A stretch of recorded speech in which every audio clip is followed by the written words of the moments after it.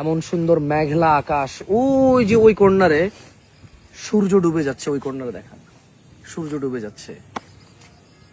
এমন একটি মনোরম পরিবেশে দুরুদ পড়তে অসাধারণ লাগে। মন খুলে দুরুদ পড়া যায়, জানেন, মানে মনটা চায় একটু জোরে জোরে দুরুদ পড়ি, অথবা একদম নীরবে আবেগ অনুভূতি থেকে। আপনারাও ট্রাই করতে পারেন মন খারাপের সময়।